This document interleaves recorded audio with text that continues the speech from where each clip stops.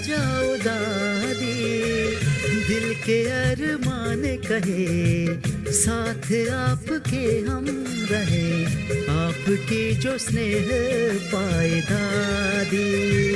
हाँ, दिल के अरमान कहे, साथ आपके हम रहे, आपकी जो स्नेह पाए दादी।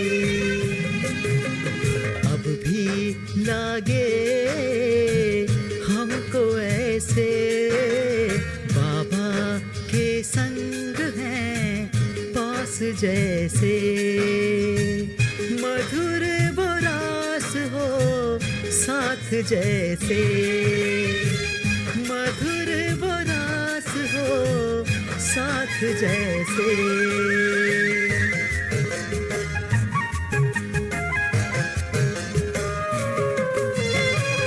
आपकी दृष्टि दादी है निराली, है निराली, कितनी प्यारी ओ दादी भोली भाली, कितनी प्यारी ओ दादी भोली भाली।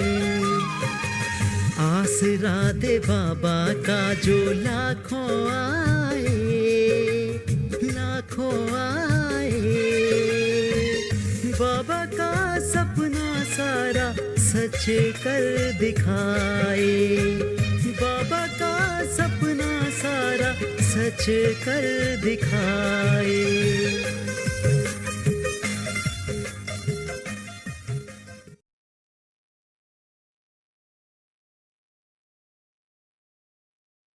ओम शांति। ओम शांति दीदी जी, आपका आज बहुत बहुत स्वागत है, स्वागत है, स्वागत है पावर ऑफ प्रकाश चैनल पर अनुभव से अनुभूति प्रोग्राम में आप सभी ब्यूटीफुल एंजल्स का भी स्वागत है, स्वागत है, स्वागत है। हम दीदी जी का फूलों से स्वागत करते हैं, स्वागत करते हैं। Thank you. और ओम शांति दीदी जी, जैसे कि कल हमने सुना दीदी जी ने रसपान जो कराया, हमारी आदरणीय चंद्रिका दीदी जी अहमदाबाद से, उनके अनुभव हमने सुना दादी जी के साथ का कि कैसे त्याग और तपस्या की मूर्त थी। और जैसे ही अवैध बाप दादा मिलन में दादी जी ने बोला कि म्यूजियम में चंद्रिका आपको जाना है, तो दीदी जी सेवा करके आई और दादी जी ने बाप दादा से मिलवाया। तो ऐसे ही त्याग तपस्या की मूर्त कैसे त्याग करवाते थे और अपने आप भी जैसे त्याग करना हम बहुत प्यार से सीखते थे, धारण करते थे। तो ऐसे ऐसे अनुभव भी हमने सुना और साथ साथ में प्यार का एहसास। तो कुंती दीदी जी का आइसक्रीम वाला अनुभव, तो कैसे दादी जी ने अपने हाथों से दीदी को आइसक्रीम खिलाया। तो ऐसे ही हम अभी और रसपान करेंगे और विशेषताएं दादी जी की सुनेंगे। तो चलिए हमारी प्यारी मीठी कुंती दीदी जी के मुख कमल से हम रसपान करते हैं दादी जी की विशेषताएं। जी दीदी जी, ओम शांति। ओम शांति। आज हम सुनते हैं गुणों की खान प्यारी दादी जी। प्रेमलता बहन देहरादून, वर्तमान समय तो उन्होंने भी शरीर छोड़ दिया है। आपका भी बहुत सुंदर अनुभव है। सादगी, सरलता और सात्विकता की साक्षात मूर्त प्यारी दादी जी को अंतरराष्ट्रीय संस्थान की अध्यक्षा होते हुए भी अहम भाव छू नहीं पाया। उनका हर कर्म सर्व ब्राह्मणों के लिए अनुकरणीय था। दादी जी का पूरे जीवन काल का हर क्षण सेवा में समर्पित था। छोटा बड़ा चाहे कोई भी हो, बाबा के बच्चे संसार के आगे उदाहरण स्वरूप बने, ये उनका संकल्प रहता था।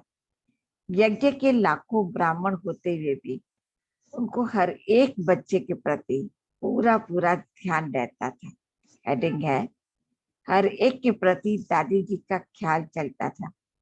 एक बार मधुबन में मेरा स्वास्थ्य कुछ ठीक नहीं रहा। आवश्यक कार्य से मुझे वापस आना पड़ा।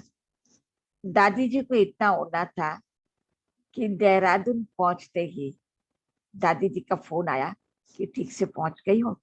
मैंने तो अभी फोन किया नहीं था, सोचा था करूंगी, लेकिन दादी जी को एक एक बच्चे का कितना ख्याल रहता। ऐसी ममता मई हमारी माँ थी प्यारी दादी जी। हेडिंग है, संतों के प्रति जी दादी जी को अगाध प्यार था। दादी जी को पूरे विश्व की, हर वर्ग की आत्माओं की सेवा करने का उमंग उत्साह रहता था। बच्चों में भी उमंग उत्साह बढ़ती रहती थी। हरिद्वार सेवा केंद्र की स्थापना का संकल्प दादी जी का था। मैंने दादी से कहा, तीर्थ स्थानों पर कोई विशेष सेवा तो होती नहीं, समय प्रति समय हम देहरादून से जाकर हरिद्वार की सेवा करते रहते हैं।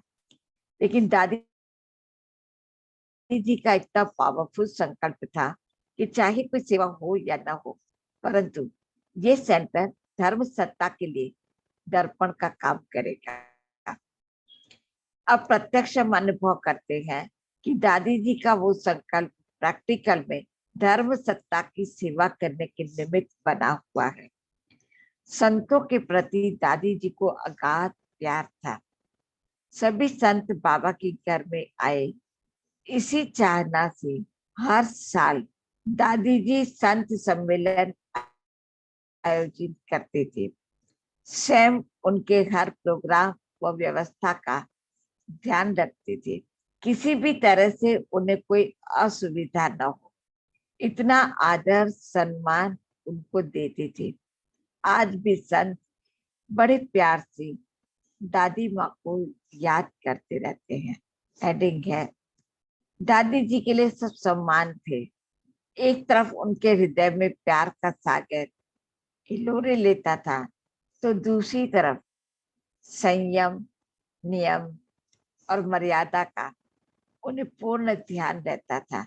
स्वयं हर मर्यादा का सख्ती से पालन करती थी और चाहती थी कि सब बाबा की बताई हुई मर्यादाओं पर पूर्णतः चल करके महान बने। दादी जी का शिक्षा देने का तरीका इतना सुंदर था कि बिना किसी की कमी को बताए उसको उसकी कमी का एहसास करा देती थी। सहनशीलता की प्रतिमूर्ति थी। कोई कैसा भी व्यवहार करे, बात करे, दादी जी कभी उत्तेजित नहीं होती थी। उसी रूहानी स्नेह से बात करती थी जैसे उसने कुछ कहा ही नहीं। उनकी वीणा व व्यवहार में रिंचक मात्र भी अंतर नहीं आया। इतनी महान पदवी पर होते हुए भी यज्ञ के छोटे से छोटे व्यक्ति से भी ऐसे मिलती थी जैसे माँ अपने बच्चों से मिलती है। कोई कैसा भी हो, कैसा भी बोला हो, लेकिन दादी की वाणी में देखा जाए तो कोई परिवर्तन नहीं माना। दादी रिंचक मात्र भी उनके साथ व्यवहार परिवर्तन करे, वह भी नहीं। हर एक के साथ जैसे एक माँ अपने बच्चों से कैसे मिलती है, ऐसा अनुभव कराती थी। जिस प्रकार माँ के लिए कोई छोटा बड़ा नहीं होता, वैसे उनके लिए सब बच्चे समान थे। हेडिंग है, दादी जी के संकल्प में सदैव सफलता रही।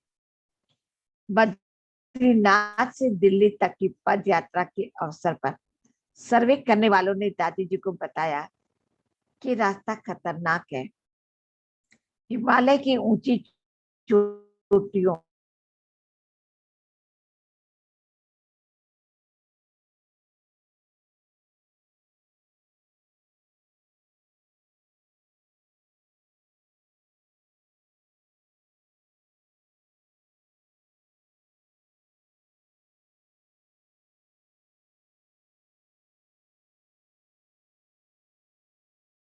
ओम शांति।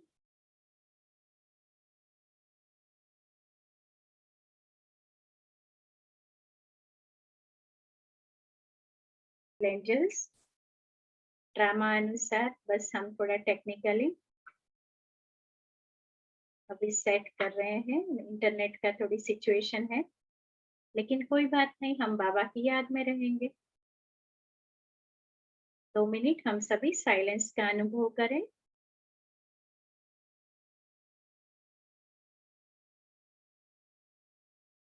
जैसे हमारे साथ दादी जी सामने ही है।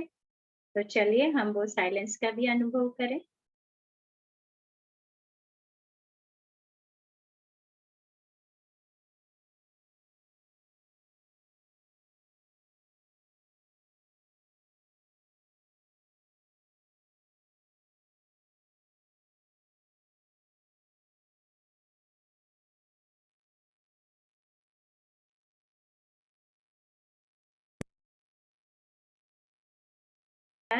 हम सभी ने योग किया 2 मिनट। तो चलिए हम दीदी जी का फिर से स्वागत करते हुए रसपान करते हैं दादी की विशेषताएं। जी दीदी जी। हाँ जी, दादी जी के संकल्प में सदैव सफलता रही।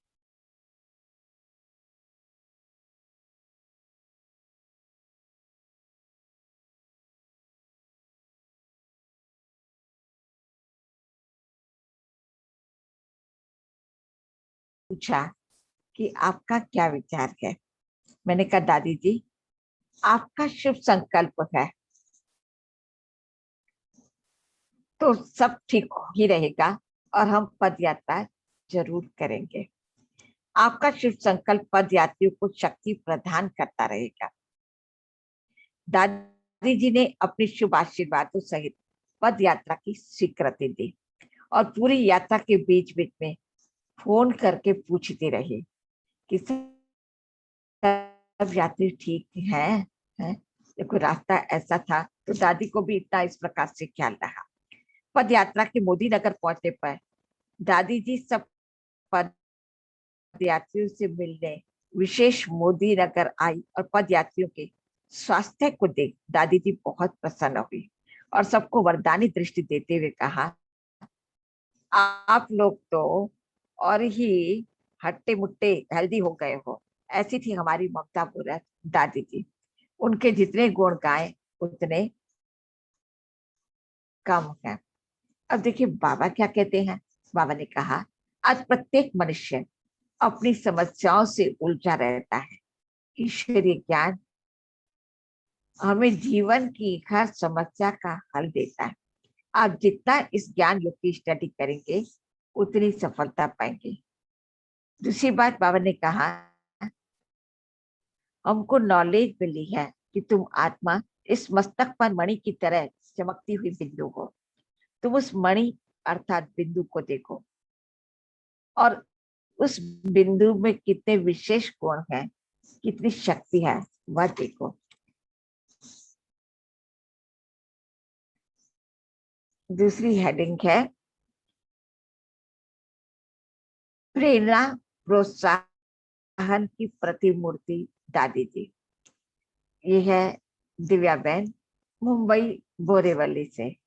प्रभु उपवन जहां मैं बैठी हूँ, आप वहीं से हैं और आप उत्तर मुंबई इंचार्ज भी हैं और साथ साथ ट्रांजिट सेवा केंद्र पर हमारे साथ कला दादी रहती थी। उनका स्वास्थ्य नाजुक रहता था। शारीरिक कमजोरी के कारण कर्म इंद्रियों पर उनका कंट्रोल नहीं रह पाता था। ऐसी परिस्थिति के बावजूद भी कला दादी की एक बार मधुबन जाने की तीव्र इच्छा थी। ड्रामानुसार इस तीव्र इच्छा की पूर्ति के लिए मैं निमित्त बने अवस्था में कला दादी को अपने साथ मधुबन लेकर आई और मधुबन में दादी जी ने बहुत प्रोत्साहन भरे बोल मेरे जीवन के अविस्मरणीय बन गए हैं। उनकी ऐसी तबीयत नाजुक थी कि ले जा सके ऐसा नहीं था, लेकिन फिर भी दिव्या बहन बहुत संभाल करके ले गए। इसे दादी जी ने उनके लिए बहुत प्रोत्साहन भरे शब्द बोले जो अविस्मरणीय पल बने। दादी जी ने कहा, दिव्या सचमुच तुम श्रवण हो। आज मैं कहती हूँ दादी, अपने दिव्य गुणों और कर्तव्य से आप अमर हैं। हेडिंग है विश्व की महान विभूति। एक और प्रसंग याद आ रहा है। मुझे पहली बार पार्टी लेकर मधुबन जाना था। ये कार्य बहुत ही मुश्किल लग रहा था। मैं ये जिम्मेवारी निभा पाऊंगी ऐसा मुझे आत्मविश्वास नहीं था। मुंबई से कला दादी ने हिम्मत भरते हुए मुझे आपको भेज दिया। मधुबन में दादी जानती थी कि मेरी मुलाकात हुई। एक माँ के समान मेरा ख्याल करते हुए उन्होंने मुझसे पूछा, दिव्या सब ठीक है?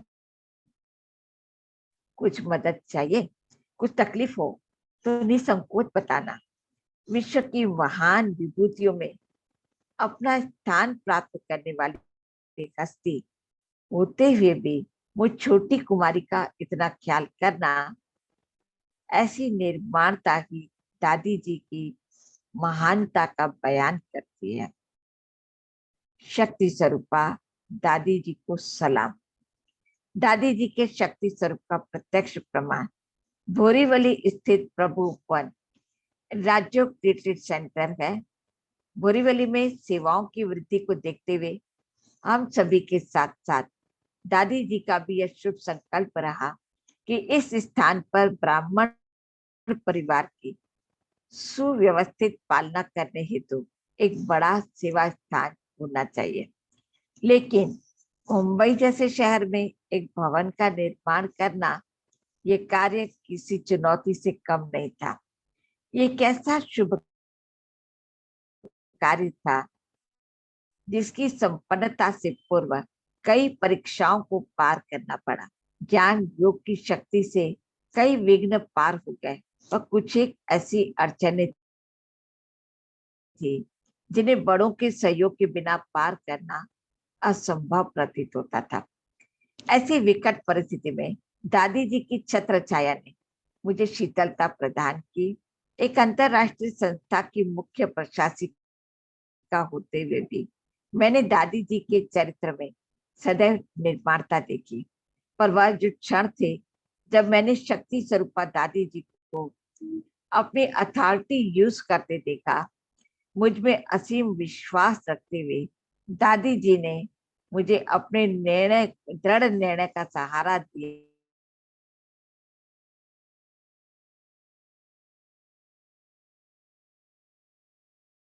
दरवाजे भी खोल दिए। कई बार ऐसे होते हैं कि भूमि को भी लेने के लिए कई निर्णयों को करना पड़ता, और वो थोड़ा ऐसा असंभव सा कार्य उन दिनों हो चुका था कि 2001 ऐसे संभव 2000 या 2001 के करीब की बात है।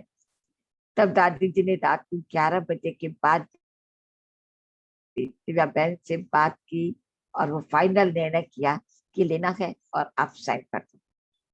तब सारे कार्य में भी बहुत नवीनता का हुआ। अब देखिए बाबा क्या कहते हैं, हम समर्पित बच्चों के मुख से सदैव रत्न निकलने चाहिए, कभी कुवचन ना निकले, क्रोध मुक्त होकर रहो, दृष्टि वृत्ति सदा पावन रहे। तो हर चलन से बोल से बाप दादा का नाम बाला कर सकेंगे। दूसरी बात बाबा ने कहा, जैसे वैज्ञानिक खूब स्टडी करते, नई नई खोजें करते, सफल होते जाते, ऐसे इस साइलेंस की या योग की शक्ति के आधार से हम अपने जीवन को जैसा दिव्य बनाना चाहे बना सकते हैं। ये बात बाबा ने कही। दूसरा हम देखते हैं, दादी जी तीनों स्वरूपों की स्वरूपा थी। आरती बहन इंदौर, दादी प्रकाश मणि जी जैसा नाम ऐसा काम करने वाली थी, सबके जीवन में प्रकाश फैलाने वाली थी। जो भी उनसे मिलता उस आत्मा का जीवन ज्ञान प्रकाश से आलोकित हो जाता। उनका यही प्रयास रहता कि जो भी परम पिता परमात्मा शिव के द्वारा स्थापित इस ईश्वरीय विश्वविद्यालय में आया है वह संतुष्ट होकर के जाए। वे हर आत्मा की पालना बहुत प्यार से करती थी। हेडिंग है, उनसे मिलते ही कुछ नया करने की प्रेरणा मिलती थी। मैंने दादी जी को बहुत नजदीक से देखा, उनकी ममतामयी पालना का अनुभव किया है। जब मैंने प्रथम ट्रेनिंग टीचर माउंट आबू में पूरी की, तब स्वयं दादी जी ने दीदी मनमणि जी से मुझे कहा कि आरती, तुम्हें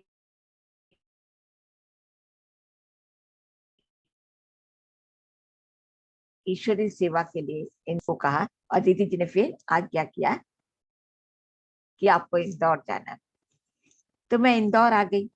दादी जी के वरदानी आदेशों का ये परिणाम है कि आज इंदौर जोन में विशाल पैमाने में ईश्वरीय सेवा का कार्य चल रहा है। वास्तव में दादी जी की परख शक्ति बहुत तेज थी।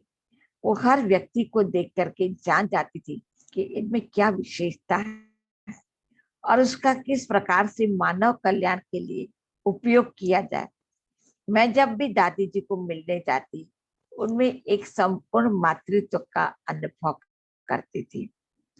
बहुत प्यार से दादी जी एक माँ की तरफ पूछती थी, अच्छे से अच्छा आ जाए, रास्ते में कोई तकलीफ तो नहीं हुई। वे छोटी से छोटी बात का भी ध्यान रखते थे। उनसे मिलते ही नया उमंग उत्साह आ जाता था, कुछ नया करने की प्रेरणा मिल जाती थी।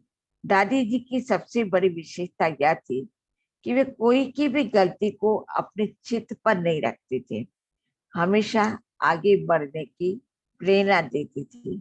उनके चेहरे से एक अलौकिक दिव्य प्रकाश झलकता था, जो साकार बाबा का अनुभव कराता था। हेडिंग है, उनको अपने पद का रिंचक मात्र भी अभिमान नहीं था। सन 1983 की बात है।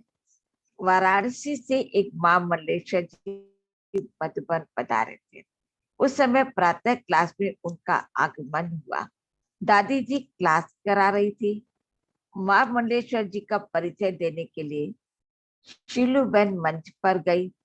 उस समय एक संदल पर महामंडलेश्वर जी विराजमान थे और एक संदल पर स्वयं दादी जी। दादी जी ने उसी समय शीलूबेन को कहा कि आप मेरे पास आकर बैठो। शीलूबेन ने दादी जी के पास बैठकर मां मंडलेश्वर जी का परिचय दिया। इसके बाद मां मंडलेश्वर जी ने अपना अनुभव सुनाया और अंत में कहा कि मेरे आश्रम में कोई भी शिष्य मेरे पास नहीं बैठ सकता और ना ही पास से निकल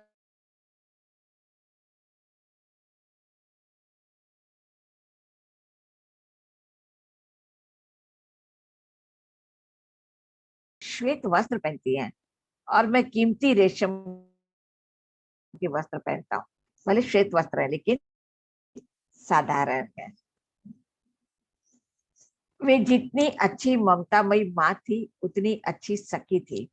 मधुबन में जब हम बहनों की बट्टी होती, तो दादी जी हम सब बहनों को ऐसे मिलती जैसे एक सखी दूसरी सखी से मिलती है और अपनी हर बात हमसे ऐसे शेयर करती जैसे कि हम उम्र हो।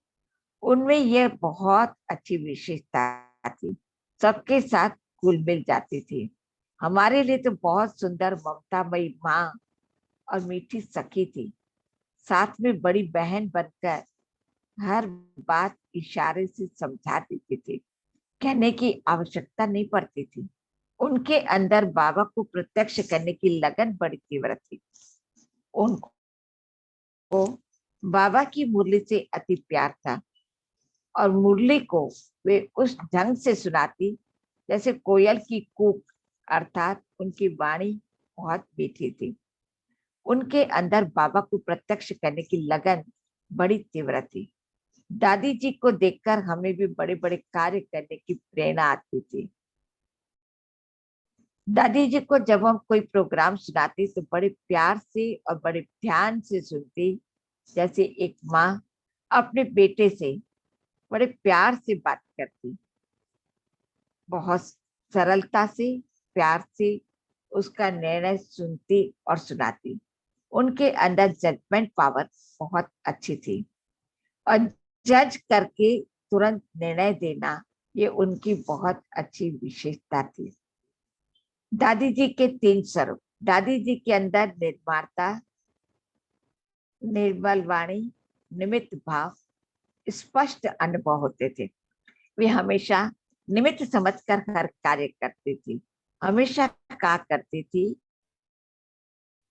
कराने वाला करा रहा है, चलाने वाला चला रहा है, हम तो सिर्फ निमित्त हैं। बाबा ने जो 3 शब्द अंत में उच्चारे थे, निराकारी, निर्विकारी, निरंकारी, तीनों स्वरूपों को दादी जी ने प्रैक्टिकल में करके दिखाया। आज भी जब मैं प्रकाश स्तंभ के सामने जाकर बैठती हूँ तो एक नया अनुभव, नई प्रेरणा प्राप्त करती हूँ। ऐसी महान वंचित करने वाली दादी प्रकाश मणि जी को क्या कहता, संगम युग पर की मुक्ति और जीवन मुक्ति का वर्षा मिलता है। उसका अनुभव और मजा अभी ही करना होता है। एक आंख में शांति धाम और दूसरी आंख में सुख धाम रहना चाहिए। दूसरी बात बाबा ने कहा, आज मुझे ये बात एक एक से कहनी है कि खुद से पूछो, 1 मिनट खूब डीप में जाओ और देखो कि नष्टो मुखा स्मृति लब्धा, मन मना भव मध्याजी भव, क्या मेरी यह स्थिति है? तीसरी बात, न व्यक्ति, न वैभव, न वस्तु, न अपनी देह, न दूसरे की देह, न किसी के भी गुण की आकर्षण, न किसी का प्रभाव, न किसी के पीछे सूक्ष्म रग, कुछ भी स्मृति में न आए, इसका नाम क्या है? स्मृति लब्धा। ओम शांति। आज इतनी सी बात को देखा है, कल फिर और बातों को आगे अब देखेंगे। ओम शांति जी। Thank you so much. बहुत बहुत धन्यवाद आप सभी का भी, और दीदी जी का भी बहुत बहुत दिल से शुक्रिया। आज हमने बहुत अच्छे से दादी जी की विशेषताएं सुनी। तो एक प्रसंग याद आता है, जैसे कि दीदी जी ने सुनाया, महामंडलेश्वर जी का जब परिचय दे रहे थे शीलू बहन जी, तो दादी जी के पास में बैठे थे। तो महामंडलेश्वर जी ने भी थोड़ा जगाया कि दादी जी आप तो बड़ी हैं, है ना, तो आप तो गुरु है, तो आपके पास में कैसे बैठ सकते हैं? तो ऐसे ही जब हमारी प्यारी उषा बहन जी, रमेश भाई की लौकिक युगल, तो मीडिया के सामने जब दादी जी के पास गए थे और मीडिया का इंटरव्यू पूरा हुआ था, तो मीडिया वालों ने भी दादी जी को यही प्रश्न किया था कि आपकी ये तो शिष्या है, तो नीचे बैठना चाहिए ना। तभी दादी जी ने बताया था कि शिव बाबा यानी कि हमारा बाप एक है, और हम सभी आत्माएं, बच्चे, हम सभी आत्माएं भाई भाई हैं। तो देखिए दादी जी की विशाल महानता कैसी है। तो सच में दीदी जी हमको फिर से वो प्रसंग भी याद आ गया।